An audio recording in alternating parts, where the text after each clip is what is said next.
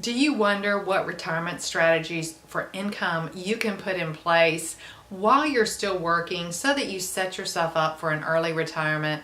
That's what I'll be talking about in this video. I'm Camille Gaines, founder of financialwoman.com. I'm a financial coach and I'm the author of Earn, Grow, Give.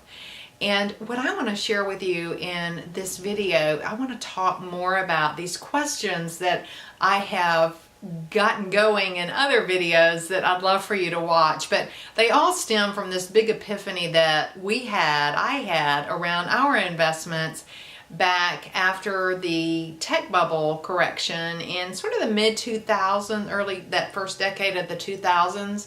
And the big aha I had, which was around, I just really didn't think the 4% withdrawal rule that's used often in retirement would completely work for us. We wanted to supplement that with some other income streams. And so I did a lot of research on traditional and alternative income streams, and this led us to put in place income streams so that we could retire early. So that's what I'm sharing in this series of videos.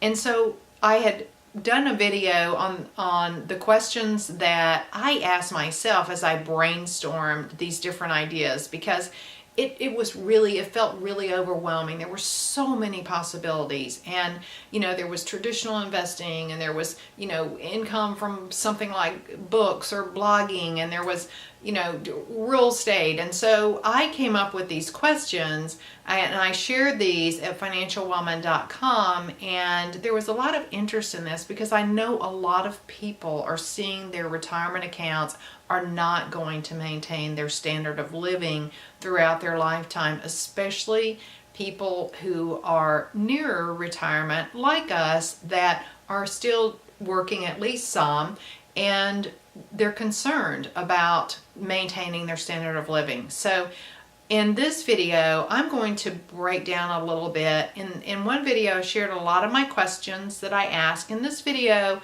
I've been asked to really come back, and I got some questions about my questions. So I'm going to clarify and spend a little more time talking about these retirement strategies and how I answered over the years, really. Honestly, it's been about a decade of this project, which it ended successfully. And it's been a work in progress. It didn't all just happen after 10 years, but it gradually happened. And I want to share with you what we learned during this journey, with the hope that it will save you some time, give you some insight, inspire you, educate you, and enlighten you. So the first question I asked that I got questions about is, should our income focus be related to traditional investing, and I'm looking at my notes here, I want to make sure I ask the question right, or completely separate, such as small business ownership, or should we try to do both? And so I want to expand on that a little bit. Traditional investment income is particularly challenging, and it has been for the past decade, over decade and a half, because interest rates are so incredibly low. And interest rates they affect the dividend yield and the yield that you get from any type of bond or any type of investment that pays you income. And so it's made it particularly challenging to get income from traditional investments. Having said that, there are alternative investments such as covered calls or even option strategies. That is, I don't want to encourage you to jump out and do that. That's something, I'll plant a seed for learning that if that's something that interests you. I happen to love covered calls. They're very simple. But to answer that, the way I answered it for myself, and I looked at all of this, is I found it challenging to generate good income from investment accounts without doing something like cover calls on downtrodden sectors, which is I particularly love. There are some types of investments that are more traditional, slightly alternative, like REITs, which is Real Estate Investment Trust, MLPs, which is Master Limited Partnerships, where there have been a lot of changes over the last year or two, and even traditional investments like municipal bonds or high yield bonds. But even those returns now, the amount they pay to you in income is low simply because of the low interest rate.